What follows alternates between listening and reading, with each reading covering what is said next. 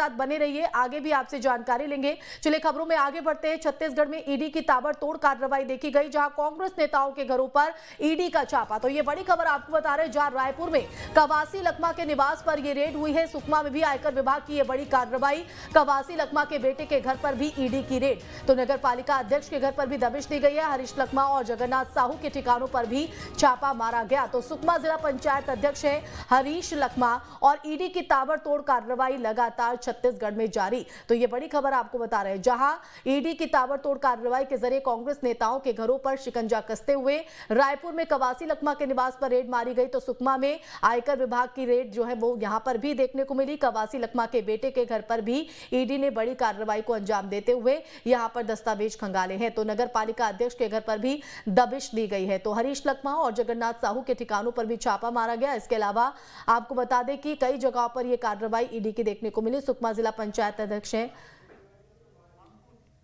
रायपुर से संवाददाता अंकुश हमारे साथ लाइव जुड़ गए। अंकुश, आपका रुख करना चाहेंगे, छत्तीसगढ़ में ईडी की ताबड़तोड़ कार्रवाई जारी, क्या अपडेट इस पूरे मामले में, क्या जानकारी?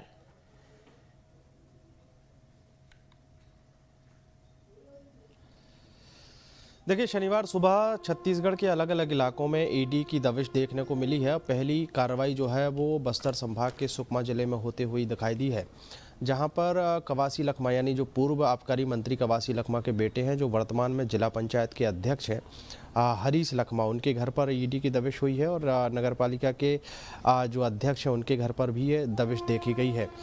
शुरुआती तौर पर जब जानकारी मिली कि ईडी की दबिश हुई है, तो जब पता किया गया कि रायपुर में भी क्या किसी इसी तरीके की कोई छापेमारी कार्रवाई है, तो स्पष्ट हुआ कि राजधानी रायपुर के जोरा इलाके में जो पूर्व मंत्री कवासी लखमा का जो निवास है, वहाँ पर भी ईडी के अफसर पहुँचे हुए हैं और बड़ी संख्या में सीआरपीएफ के जवान उनके सुरक्षा के लिए तैनात किए गए हैं। कुल मिलाकर अगर देखें तो छत्तीसगढ़ में जो तथाकथित 2000 करोड़ से ज़्यादा का जो शराब घोटाला हुआ था, उसके तार इस पूरी छापेमार कार्रवाई से जोड़कर देखे जा रहे हैं।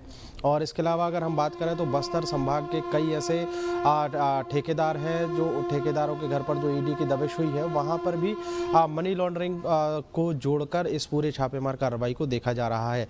कुल मिलाकर अगर देखें तो ईडी ने 2023 के पहले या जो कांग्रेस शासनकाल में जो जितने भी ठेकेदार या लोग रहे हैं जो शराब कारोबार से जुड़े रहे हैं, उनके यहाँ पहले ही कार्रवाई हो चुकी है।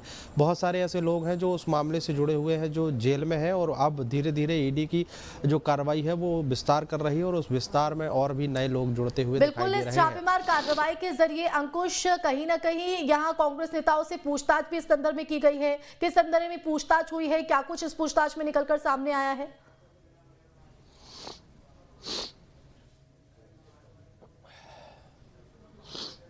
देखिए, अभी जो ईडी की दबिश है वो चल रही है। सुबह से ही दबिश शुरू हुई है और अब तक ये कार्रवाई चल रही, चूँकि जिन जिन जगहों पर छापेमार कार्रवाई को अंजाम दिया गया है, वहाँ पर अफसर जो है वो किसी भी प्रकार की बातचीत नहीं करते।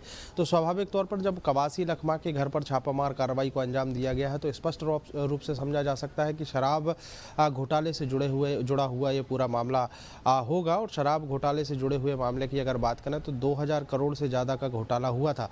उसमें जितने लोगों के नाम सामने आए थे वो कहीं ना कहीं जेल भेजे गए हैं। लेकिन अब धीरे धीरे जैसे ही ये कार्रवाई विस्तार ले रही है, उसमें हरीश लखमा जो कवासी लखमा के बेटे हैं, उनके घर पर भी छापेमार कार्रवाई। बिल्कुल, कितनी देर यहाँ पर हो चुकी है इस छापेमार कार्रवाई को अंजाम देते हुए? साथ ही साथ टीम के कितने सदस्य वहां पर मौजूद हैं और क्या कुछ अभी जानकारी सामने आ रही है इस छापेमार कार्रवाई को लेकर? क्या दस्तावेज अभी तक मिले हैं?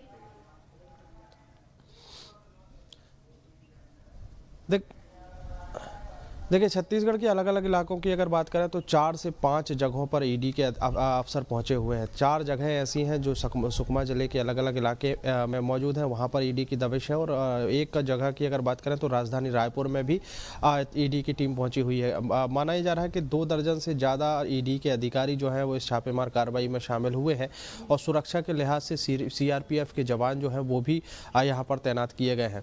दस्तावेज अभी क्या मिले हैं ये स्पष्ट नहीं हो पाया है, लेकिन लेकिन शराब घोटाले से जुड़े मामले की जांच जो है वो ईडी यहाँ पर कर रही है और हो सकता है कि जिन जिन लोगों के यहाँ छापेमार कार्रवाई को अंजाम दिया गया है उनसे पूछताछ भी होगी। पूछताछ में अब चूंकि जो पिछले जो एफआईआर हुई थी वो पुराने लोग जो जेल भेजे गए हैं उनसे पूछताछ में कुछ नए खुलासे हुए हैं, उसी से तार जोड़ते हुए अब नए लोगों से पूछताछ होगी। तो हो सकता है शराब घोटाले में और भी कोई नया खुलासा होगा। फिलहाल ईडी की दबिश चल रही है और ईडी की दबिश खत्म होने के बाद सारी चीजें बिल्कुल, और इस कार्रवाई के दौरान क्या दस्तावेज मिलते हैं और उनसे क्या खुलासा होता है देखने वाली बात रहेगी। अंकुश, फिलहाल बहुत शुक्रिया तमाम जानकारी